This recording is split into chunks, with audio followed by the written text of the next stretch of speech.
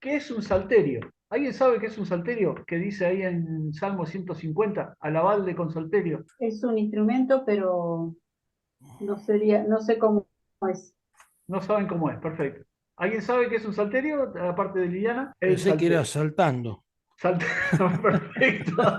Algo parecido a los saltos, No digamos. sabía, sí, no sabía que era un instrumento, pensé que era un estilo de baile, de salto o algo así. Bueno, muy bien, está bien, está bien. Porque uno, ¿viste? Uno lee la palabra y a veces no entiende ni qué está leyendo. Entonces, por eso justamente hacemos Y- esto.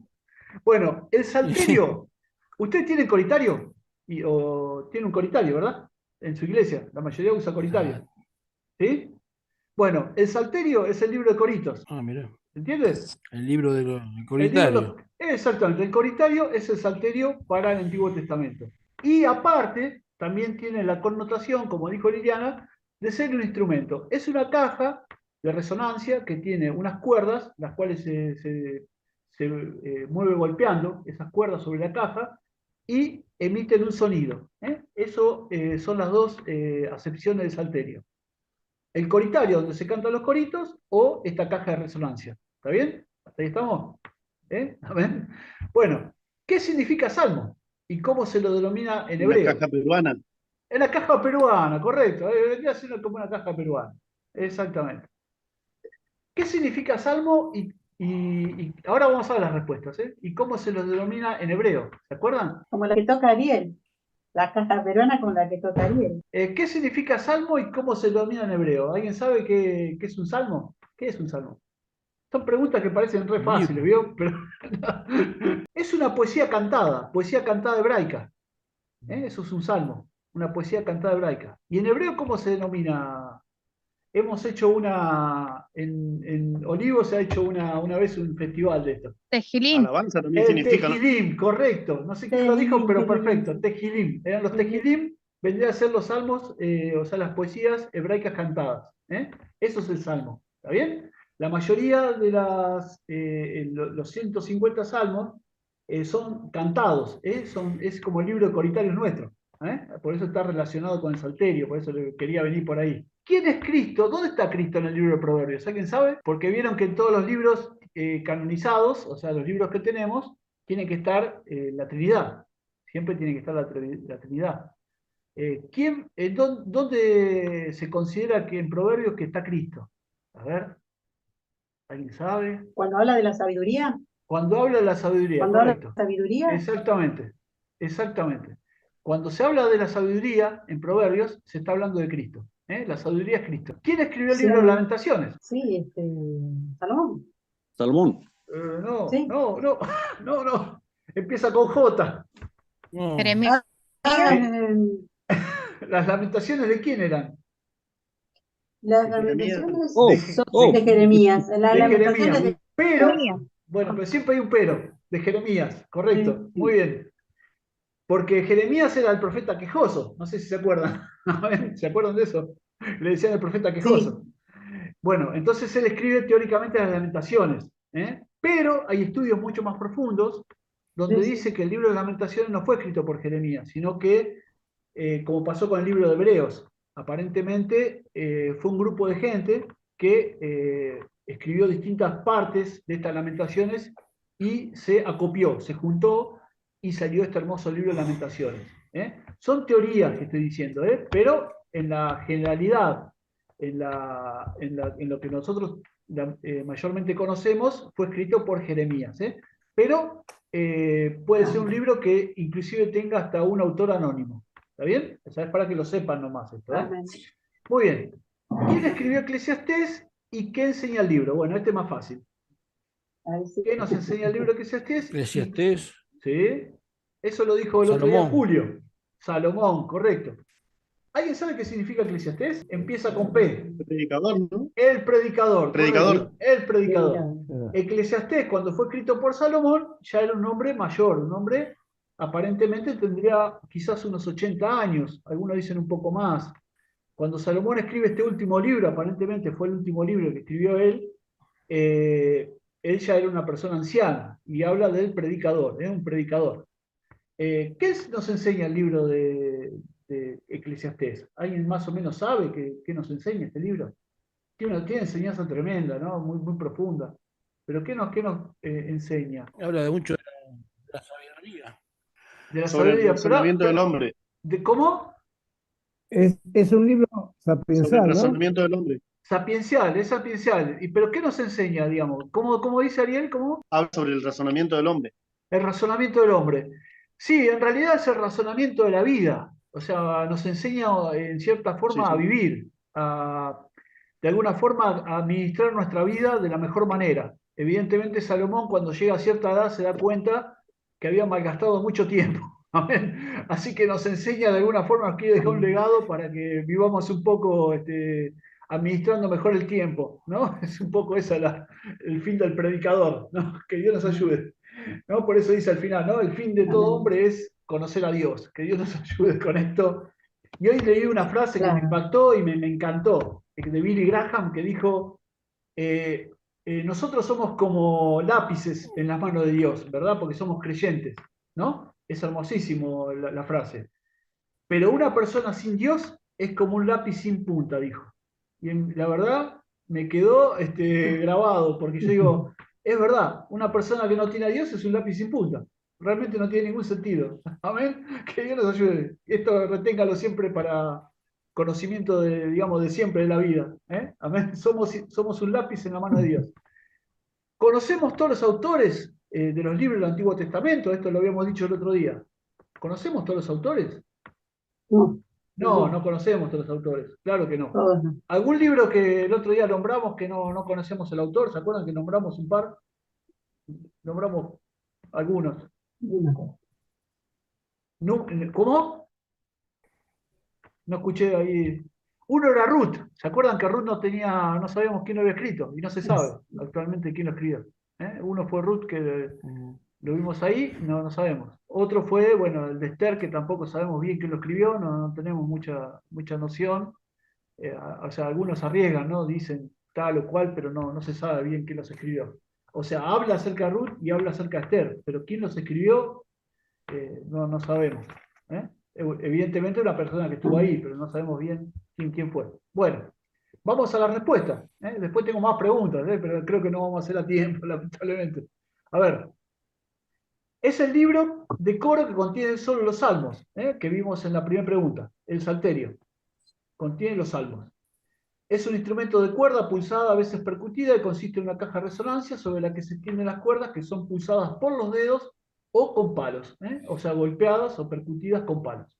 Está en el Salmo 150. Bueno, ¿hace falta que lo busquemos o no? Bueno, está ahí, en el Salmo 150 está el salterio.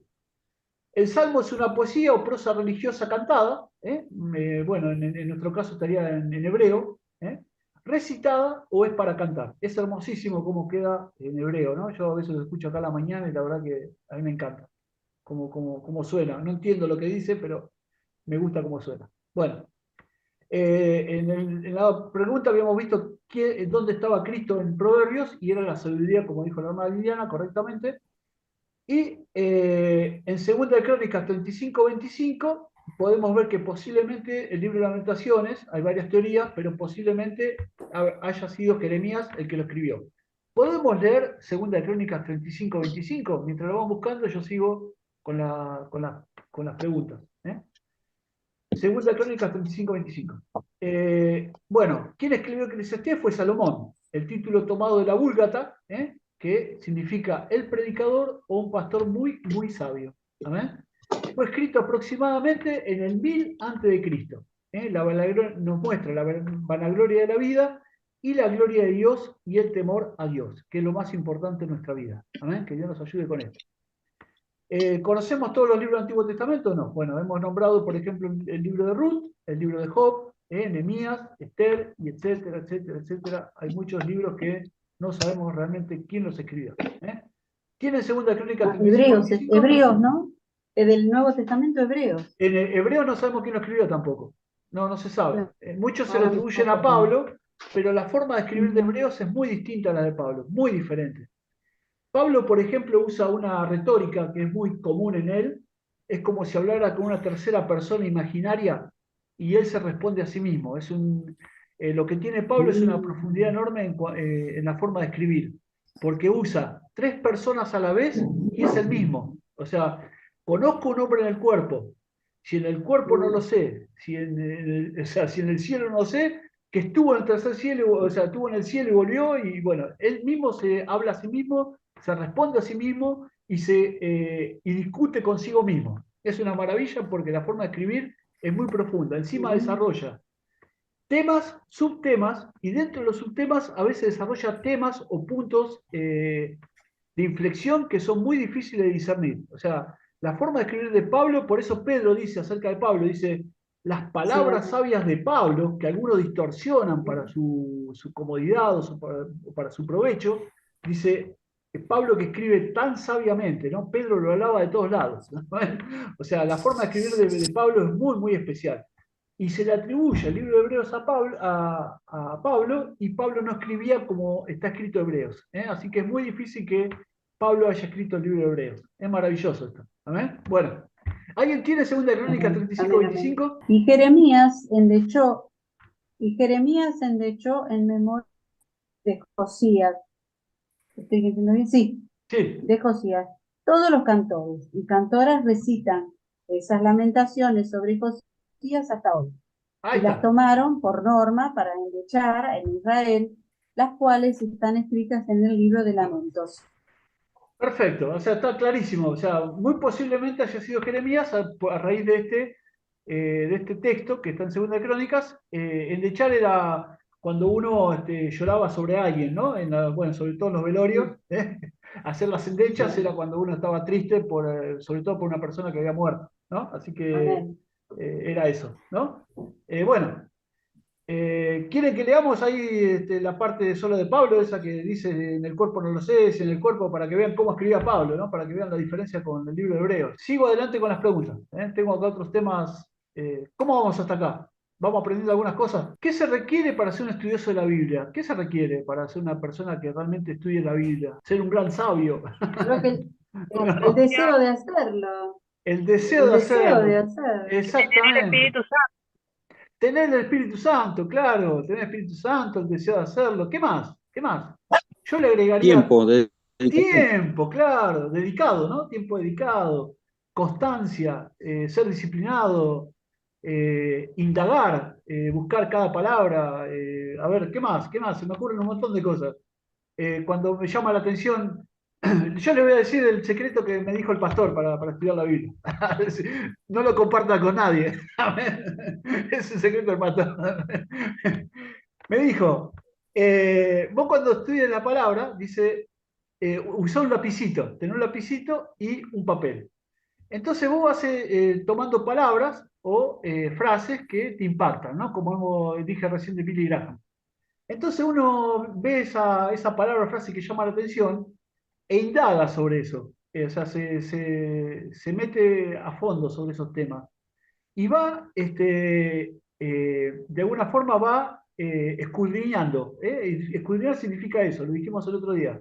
Es investigar, es ir a fondo la raíz de la palabra, ver de dónde sale la palabra, por qué está escrita ahí, por qué esa frase tiene que estar ahí, el contexto, por supuesto siempre con la guía del Espíritu Santo, orar cada vez que uno va a estudiar y buscar las cosas que a uno le resultan interesantes. O sea, que uno dice, bueno, como hemos hablado sobre Jonás recién, ¿no? A mí me resultó todo interesante todo eso y yo dije, bueno, lo voy a empezar a investigar porque no me cerraban el formato, no me cerraban los números de cómo había llegado Jonás a Nínive, por ejemplo. Entonces uno empieza a investigar toda esa parte, la parte geográfica, la parte histórica, por qué, bueno, el tiempo que se tarda en hacer cada cosa. Así que es un poco eso, ser meticuloso en lo que uno estudia y con un lapicito siempre, cada vez que uno va estudiando algo, y sacar alguna palabra o frase y ser meticuloso e indagar sobre esa parte. Eso es lo interesante de esto. Por ahí de una sola palabra le sale toda una prédica. Por ahí de una sola palabra le sale todo un estudio completo. Y a veces de una frase, bueno, puede hacer hasta una materia. Es algo maravilloso cuando uno se pone en las manos de Dios y Dios lo empieza a usar y a usar, a usar, a usar. Y bueno, y va saliendo todo esto. ¿Amén? Eso es ser un estudioso de la Biblia.